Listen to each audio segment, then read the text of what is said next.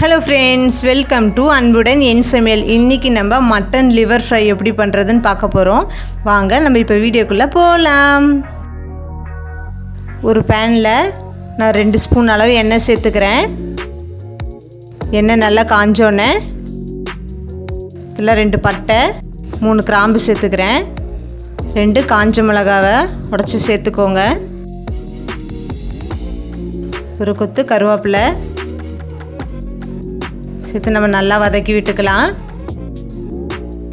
ஒரு பெரிய வெங்காயத்தை கட் பண்ணி சேர்த்துக்கோங்க. நல்லா கோல்டன் ப்ரௌன் ஆகிற வரைக்கும் நல்லா வதக்கணும்.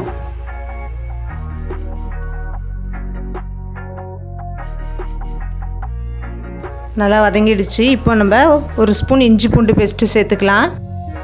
இஞ்சி பூண்டை ஃப்ரெஷ்ஷாக அரைச்சி சேர்த்துக்கோங்க.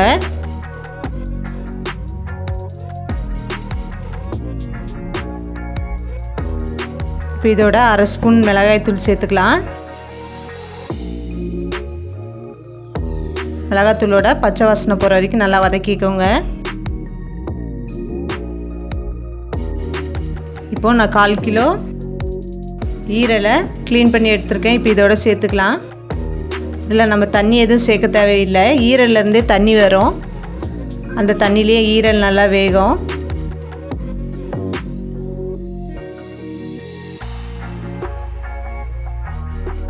நல்லா வதக்கி விட்டுக்கோங்க. இப்போ ஈரலுக்கு தேவையான அளவு உப்பு சேர்த்துக்கலாம். இந்த ஈரலில் பார்த்திங்கன்னா உங்களுக்கு புரோட்டீன் சத்து அயன் சத்துலாம் நிறையா இருக்குது. வாரத்துக்கு ஒரு நாள் இல்லைன்னா 10 நாளுக்கு ஒரு தடவை இது தொடர்ந்து சாப்பிட்டு வந்தீங்கன்னா இல்லை ஹீமோகுளோபின் கம்மியாக இருக்கவங்களுக்கெல்லாம் ரத்தம் நல்லா கூடும். கன்சீவாக இருக்கவங்க கூட இது சாப்பிட்லாம். எலும்பு நல்லா வலுவாக இருக்கும்.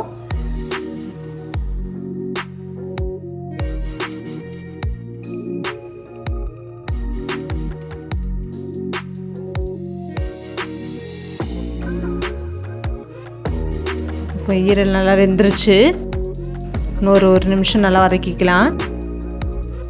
1 நிமிஷம் நல்லா வதங்கினதுக்கப்புறம் இப்போ இதில் நான் 1 ஸ்பூன் பெப்பர் தூள் சேர்த்துக்கிறேன். பெப்பர் தூள் நம்ம லாஸ்ட்டில் சேர்த்துக்கலாம். போட்டு நல்லா மிக்ஸ் பண்ணி விட்டுக்கோங்க. மிக்ஸ் பண்ணி ஒரு 30 செகண்ட் நல்லா வதக்கி விட்டால் போதும். அவ்வளோதான், நம்மளுடைய மட்டன் லிவர் ஃப்ரை ரெடி ஆகிடுச்சு. இந்த வீடியோ உங்களுக்கு பிடிச்சிருந்துன்னா மறக்காமல் லைக் பண்ணுங்கள், ஷேர் பண்ணுங்கள், சப்ஸ்கிரைப் பண்ணுங்கள். பக்கத்தில் இருக்க பெல் ஐக்கானை ப்ரெஸ் பண்ண மறக்காதீங்க. நான் உங்களை நெக்ஸ்ட் வீடியோவில் மீட் பண்ணுறேன். Okay, by.